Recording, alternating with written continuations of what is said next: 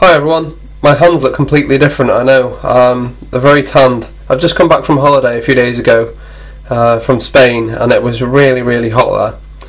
Anyway, so today I'm going to be playing about with something called a Peltier module, and I bought this thing quite a long time ago, and it's been stuck in a box of things to investigate. So yeah, this is called a Peltier module, and it's really interesting. You can use it in two different ways. You can either use it as a way of generating electricity thermoelectrically, or you can use it to heat something up or cool something down using electricity. So yeah, just again, so you can put it on something hot or something cold to generate electricity, or you can push electricity through it and generate heat or cold.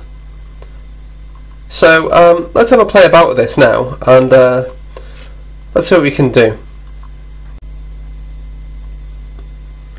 So the first thing I'm going to do is bring my multimeter into the scene, and I'll just connect up the Peltier module using these little clips. Okay, so now it's wired up to the multimeter.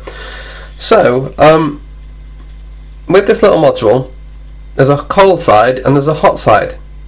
The cold side is the side with the text on, and the hot side is the blank side. So what I'm going to do is I'm going to gently heat up the hot side. What I mean by heat up is just let it get the heat from my hand. So my body should be around about 37 degrees, and the cold side here should be room temperature, which in here is probably about 18 degrees. So there should be a difference of about 10 degrees, something like that. So there'll be a difference here, and therefore, because there's a difference in the temperature on the two sides, there should be some electricity generated. So I'll just press this onto my hand, and you can see that it's generating electricity now. Only a small amount of electricity, but that's okay. So it's generating 70 millivolts, and there'll be an amount of amperage which it's generating with that as well. It will be very low, but that's okay. It'll be very interesting still. So 40 millivolts, that's what it's generating there. So let's go a step further now, and I'll just go and get a lighter. I've got to be quite careful here because I'm going to end up burning myself. But so the lighter is obviously going to be very hot, and this side here is going to be room temperature. So let's heat this up and see what happens. So keep an eye on the multimeter. Yeah, that's generating 1.6 volts, and I better turn this off because it's getting quite hot. So yeah, 1.6 volts we got up to, and it would have also generated an amount of current too. I shouldn't have damaged that then. It feels like it's about maybe 70 or 80 degrees, something like that. So yeah, so you just saw that it generated some heat. So this side would be room temperature, and this side would be whatever the temperature of the lighter was, and so it's generated some heat. And that's basically how the Peltier module works. So yeah, the difference in temperature causes a voltage to happen. So that's quite interesting. So what can we do with that? Well, you can generate electricity, of course. So if one side is hot, so let's say you painted the hot side black, for example. This is a really bad example, by the way, but let's say you painted it black and you left it out in the sun, and let's say you put it on a surface which would dissipate heat quickly and not gain too much heat from the sun. So maybe white coloured aluminium or something like that. Well then, the black side would get heat from the sun, and the cold side would be very cold because it's dissipating heat into the aluminium sheet below. That would therefore generate electricity. Again, it would only be a small amount, but it would. So that's quite interesting. So you all know that I like my solar and all that sort of stuff. So this is quite interesting to me. Anyway, so that's one part of this thing. So what's the other part? Well, the other part is that if you feed it with a voltage, it will then work the opposite way around, and it'll heat one side up and cause the other side to be colder. So let's give that a try now. Alright, so let's have a play with this thing. So I've got the voltmeter here, or the power supply, set to, I'll just set it now, 4.8, well, 4. Let's try and get it to 4.8. Okay, 4.6 volts.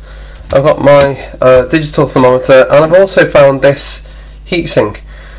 So what should happen is that the difference between hot and cold should be, I don't know, elevated. I can't think of the word. Exaggerated, maybe. When energy is passed through this thing, or when electricity is passed through it. So to start with, let's just see what it does on its own. So I'll connect this together. Okay, so I've turned it on with no heatsink or anything like that. So there's the cold side and the hot side. Okay, so 65 degrees and the cold side is 31. So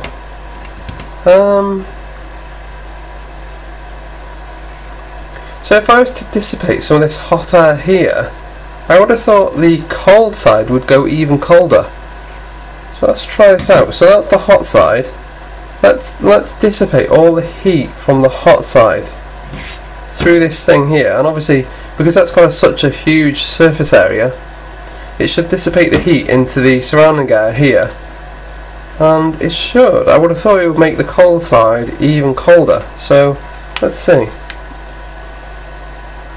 Yes, it is. Yeah, 20, 19, 18, 17. If I press down, could do with some thermal paste here actually, but yeah, it's going down. Look, 9, 8, 7, 6, 5, 6. Yeah, it's not going to. Right, okay, so I can get it down to about 6 degrees, 5, 6 degrees. If I tip this the other way around, so that the heat can actually escape, probably like that is best. Oh, I can feel it going colder. Yeah, it's getting cold. Problem is with this is getting it so that the camera can actually see. If I touch the cold side, it obviously hinders its performance, if you like. So, I could do with not touching it really. Let's try this. 3 degrees, 5 degrees, 2 degrees, 2.2. So I can get to about 2 degrees. Okay, so it's quite difficult to do this on camera, particularly with this heatsink. But anyway, I've got the hot side going through these pipes here, and then down here and then radiating. It's a bit daft, because really it should work the other way around, but it is working. And I've got the cold side facing up here. Now I can see that the cold side is wet, so that's obviously condensation from the air. So that's quite interesting. But anyway, here I've made a cooler. So this could probably go into a little fridge or something like that, I don't know, or a freezer or something.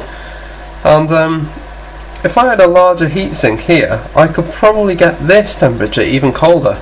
And if I could, of course, fix it down properly and effectively get rid of the heat, I could have that side colder, and that would be very interesting.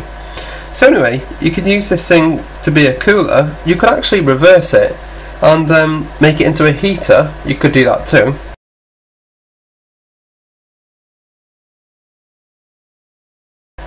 And as I shown you earlier, you can actually use it for energy generation. So if you've got one side is cold and the other side is hot, you could use that difference and convert it into energy.